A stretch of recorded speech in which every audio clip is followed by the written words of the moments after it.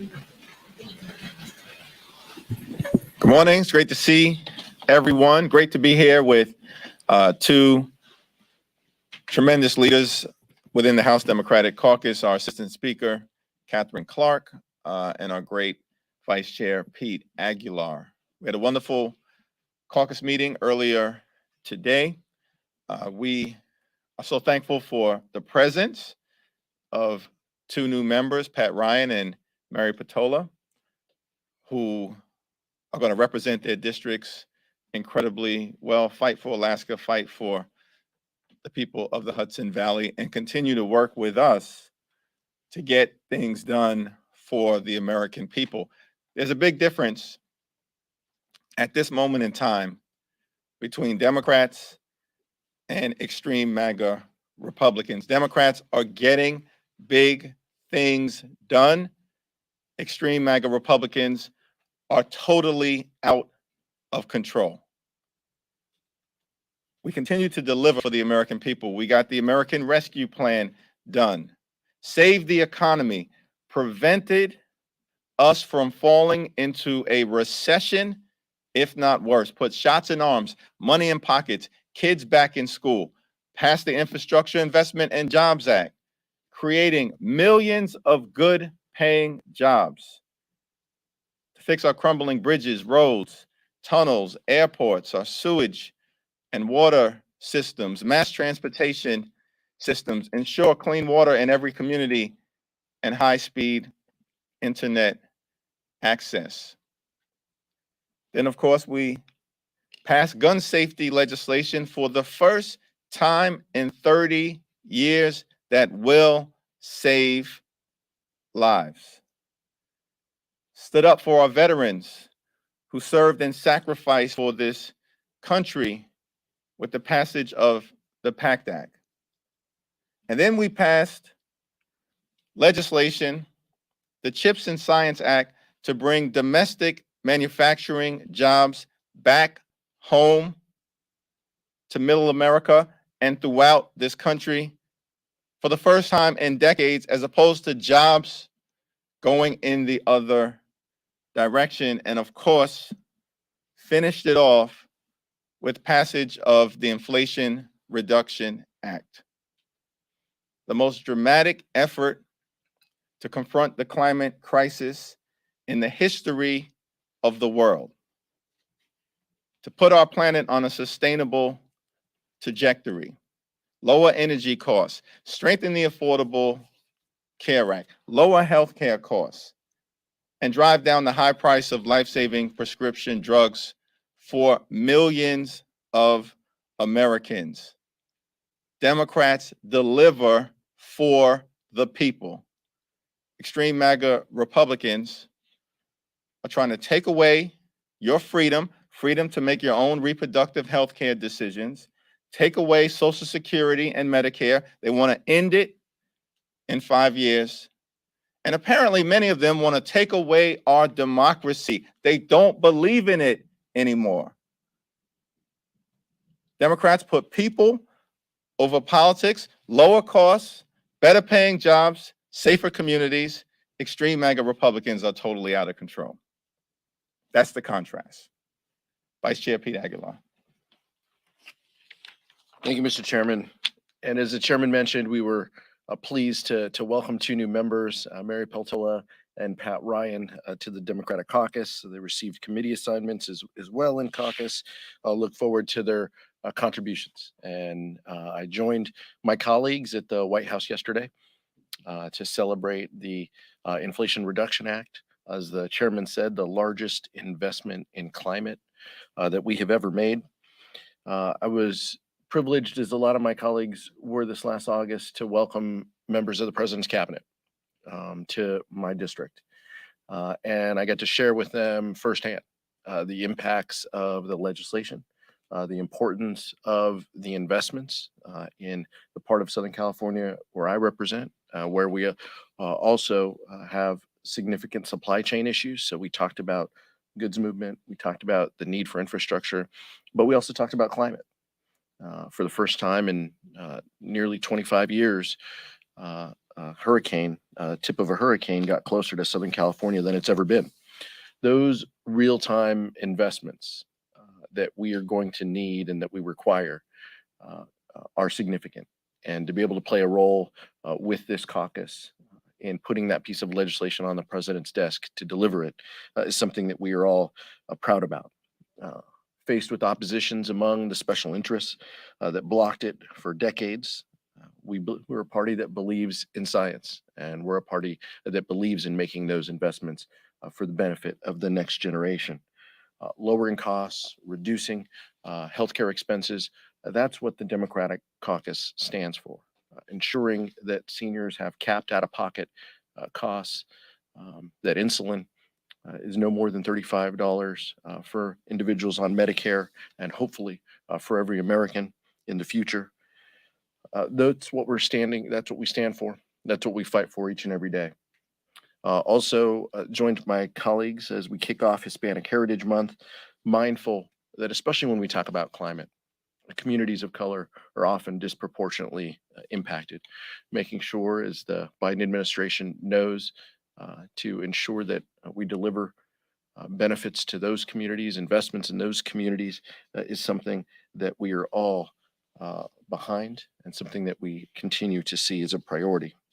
House Democrats are stepping up to solve these issues, while extreme MAGA Republicans, as the chairman said, continue to throw out conspiracy theories and seek to block all of these pieces of legislation.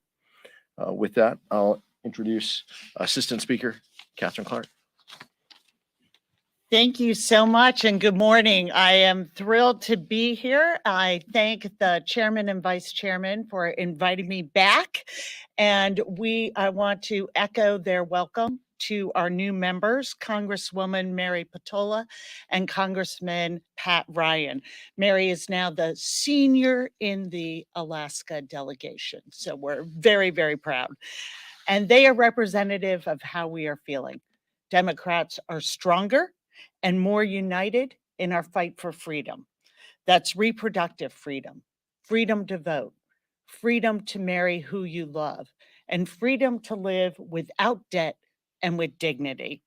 Meanwhile, MAGA Republicans have doubled down on their scorched earth campaign against women and families. They said they'd do it, and this week they followed through. Lindsey Graham introduced a nationwide abortion ban. The American people do not want politicians in their bedrooms and their doctor's offices. They do not want Lindsey Graham to make healthcare decisions for them. They want to make their own decisions. They want Washington to focus on lowering costs and creating great jobs and defending their rights, not taking them away. Democrats are listening to the American people and fulfilling our promise to protect democracy and deliver for every single American, no matter their zip code or income. In August, I heard from a constituent named Barry. His wife has cancer, and their prescriptions were costing them $3,000 a month out of pocket. $3,000 a month. The IRA that we celebrated at the White House just yesterday will mean those costs are capped at $2,000 a year. I heard from a single mother in my district who was facing eviction, but thanks to President Biden's student loan forgiveness plan, her debt will be canceled. She will be able to keep her apartment, make rent, and perhaps visit her family at the holidays for the first time in years. I also spoke to a father whose lifeline during the pandemic was the child tax credit. He's a single dad. It allowed him to buy the diapers and the necessities that his young daughter needed. And I have heard from countless women across my district and across this country who want to live in America where their children have as many rights and options as they grew up with. And they are terrified that they are losing that. They are also fighting back. These stories are what motivate us. They are the heart and soul of the Democratic Party and of the work we do. From abortion rights to prescription drug costs to the dramatic reduction in gas prices to green jobs, new roads and bridges, and delivering results that make a real difference in American lives. This is and always will be our agenda, people over politics. Thanks so much. Assistant Speaker Katherine Clark and Vice Chair Pete Aguilar. Questions? I think one of the things before your caucus this month has had to deal with this energy permitting reform idea coming out of the Senate and attaching to the CR. How do you plan to resolve this divide among Democrats? Well, there are conversations that are underway right now within the Senate and within the four corners. House Republicans, House Democrats, Senate Republicans, Senate Democrats. We'll see what comes out of the Senate. Go back to this side. Good morning. If the Senate manages to pass the same-sex marriage bill, they're looking to amend it to add in religious liberty protections. Is that something that you think House Democrats will support if they bring back? Would you want it to come back for a vote here? We'll have to see what bill comes out of the Senate, what language comes out of the Senate. But as Assistant Speaker Katherine Clark indicated, the broader challenge is that we have extreme MAGA Republicans who are like peering into the bedrooms of the American people. And that is inconsistent with the freedom that is central to the United States.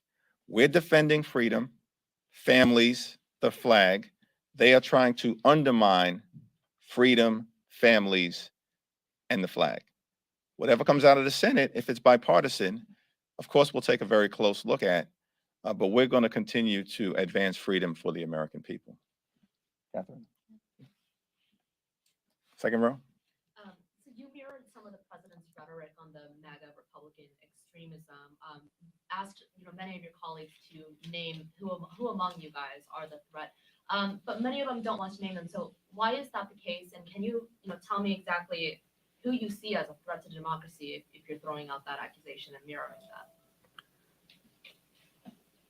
Extreme MAGA Republicans, it speaks for itself. I'll yield to Pete in terms of some of what we've seen, but it's extreme.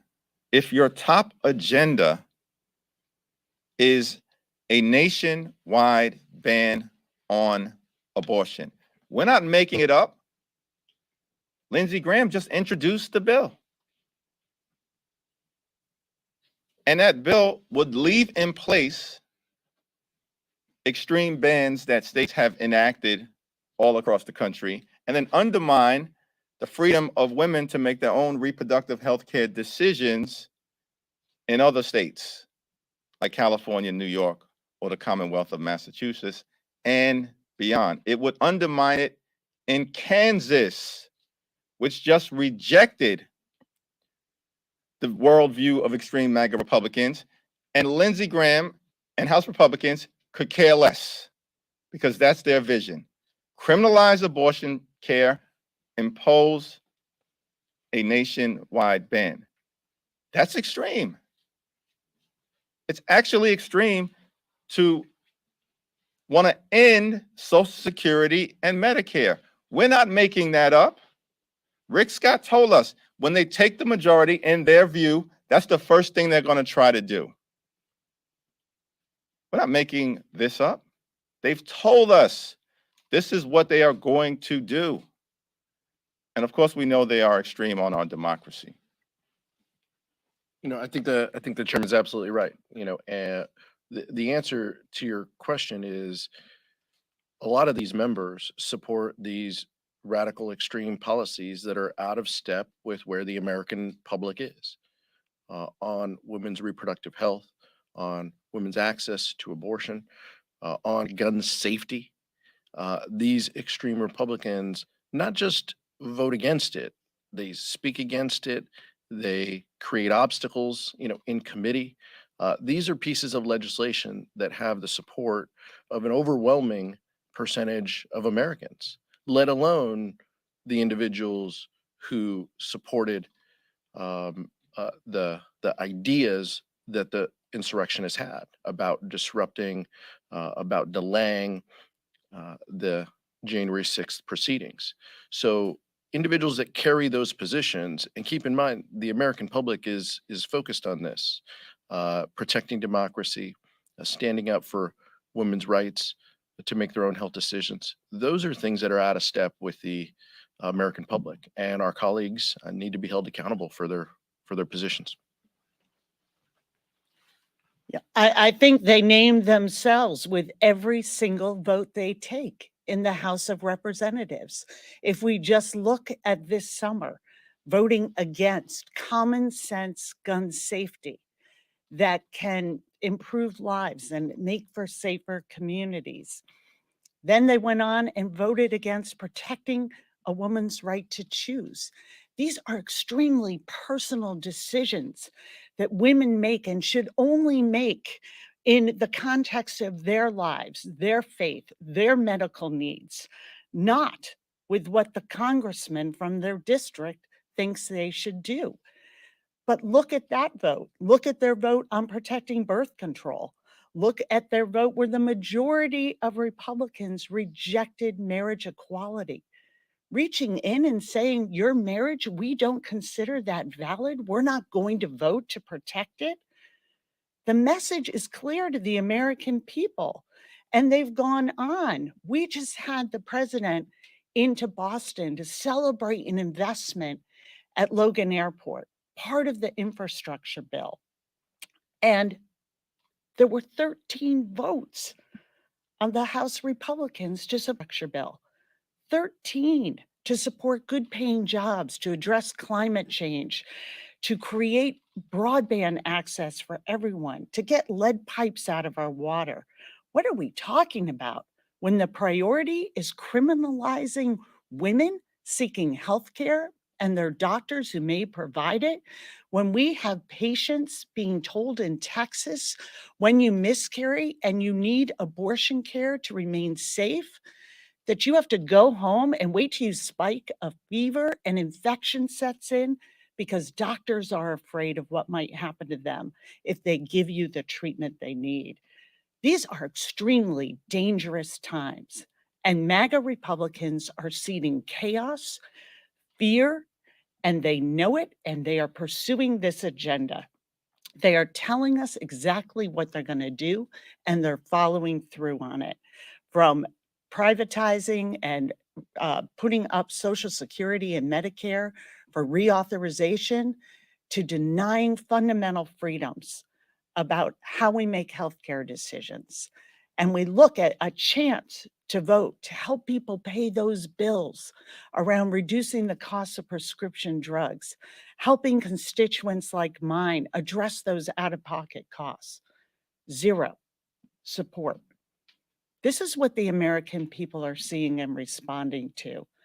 They are seeing their freedoms being eroded by MAGA Republicans and their votes here in the House and their promises on the campaign trail. And that is why we are feeling that we are making a connection with the American people, and they are seeing that this is about their voice in this House. This is about their voice in Congress, because our democracy is on the line, and families know around the country they are of no interest to the Republican Party. I mean, this is just not rhetoric, it's reality. We could spend all day documenting how extreme they are, but a Latin phrase comes to mind, res ipsa loquitur, it speaks for itself. Is it important to bring up police funding bills before the election? We're going to continue to lean into creating safer communities. We have done that in a variety of different ways, including making sure we address the gun violence epidemic that we have in America with a strong first step in that direction. There are ongoing conversations in terms of how do we continue to strengthen the relationship between the police and the community, and I expect that those conversations will bear fruit. Do you think it'll happen before the election? We'll see. Going back to the CR permitting debate, there are a lot of members of your caucus who are essentially, threatening to shut down the government because of their opposition to this. What is your message to them? And how does that sort of talk right before the midterms, do you think, affect your all's chances? We're going to continue to have family conversations as we've consistently done. Apparently, we weren't going to be able to pass the American Rescue Plan. We did it. We weren't going to be able to deal with infrastructure. We did it. There was a big discussion around whether we could get gun safety over the finish line. We did it. What's going to happen? Are you going to be able to get things together with the Competes Act and USICA? We did it, the Chips and Science Act. Well, seems like the whole effort to make a meaningful investment in climate change is going to fall apart. We did it. The Inflation Reduction Act. So, pretty confident that we'll continue to have conversations with each other, articulate a variety of different perspectives, but at the end of the day, what we always do as House Democrats is arrive at the highest common denominator.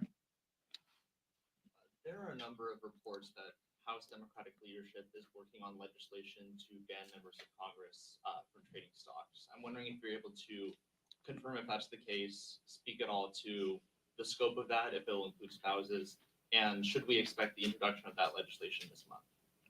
That's an ongoing conversation. We have a member of the House Administration Committee who's here. I have said that I support a stock ban for members of Congress, and I look forward to seeing what legislation emerges from the committee. Chairwoman Zoe Lofgren has indicated that we will take action. She'll share the details when it's introduced. I agree with the chairman in supporting increased accountability and transparency is something that we all stand behind.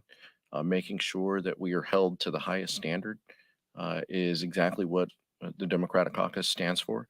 But like a lot of these pieces of legislation, the details matter. And so I know that our colleagues are going to be interested in those details, and I'll leave it to Chair Lofgren to talk through them. Final question or two? Yeah, can I ask, just to follow up on that, there's a New York Times report out that during this Congress alone, perhaps up to 1/5 of members of Congress have conflict of interest in their portfolios and in their trading, just in this Congress alone. So your reaction to that, is there an urgency to do stock trading if we're seeing up to, more than 100 members of this Congress potentially trading stocks that are in a conflict of interest?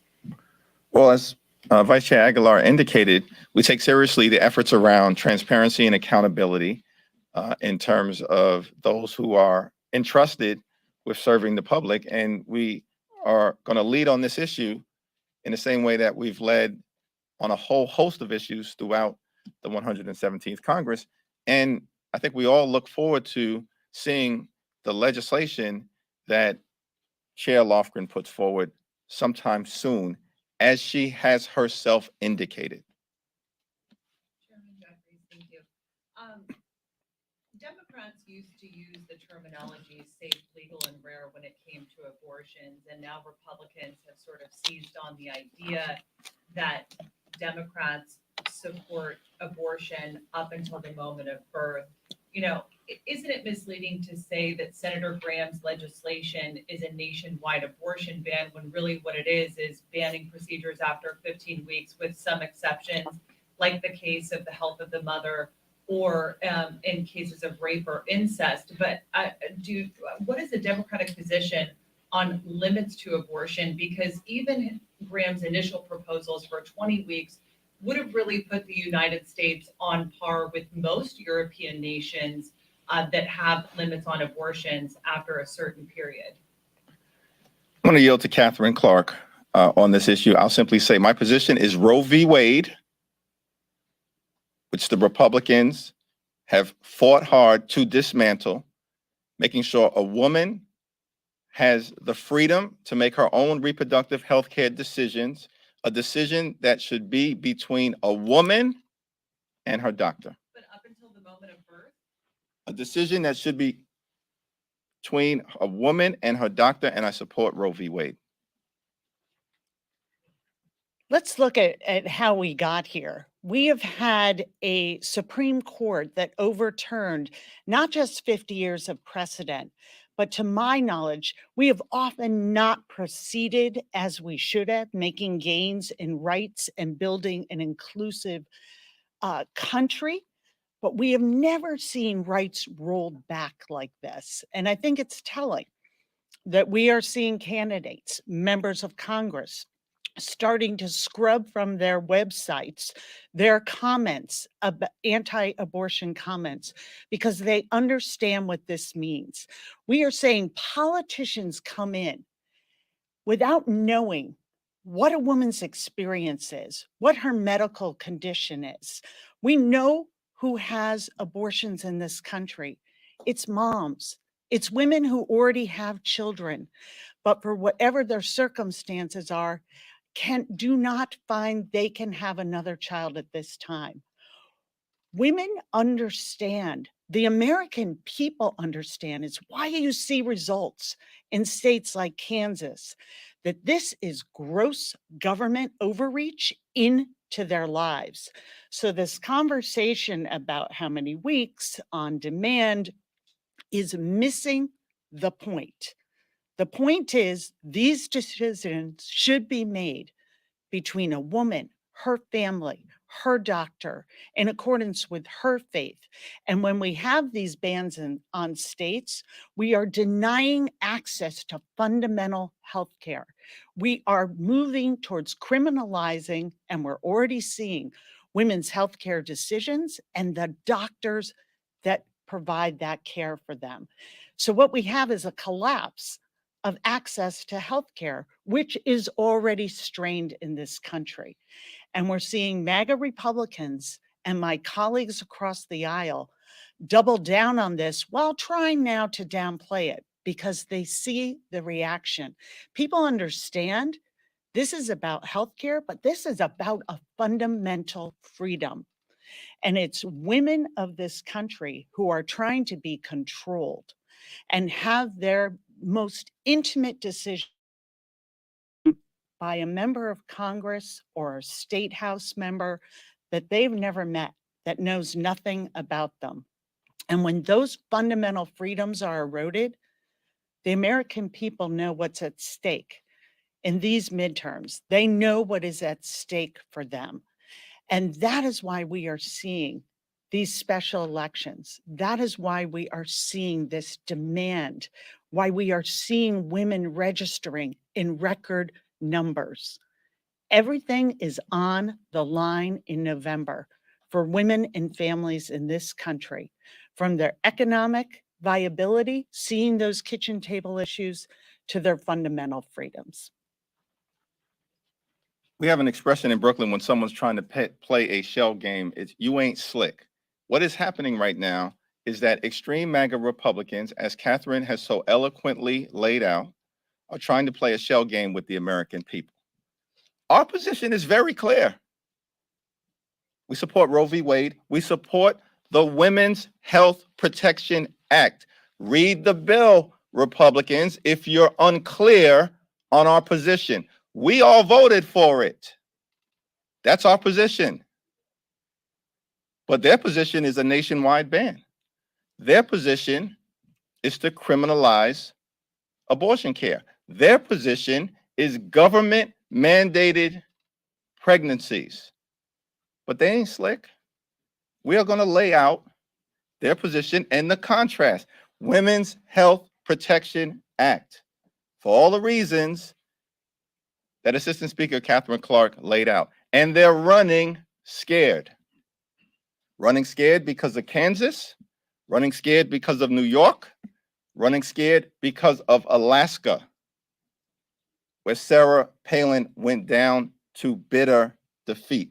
They're running scared. They're not measuring the drapes anymore because the positions of extreme MAGA Republicans on the economy, on democracy, on reproductive freedom, on Social Security, on Medicare, on a whole host of issues has been exposed, and the American people do not like what they see.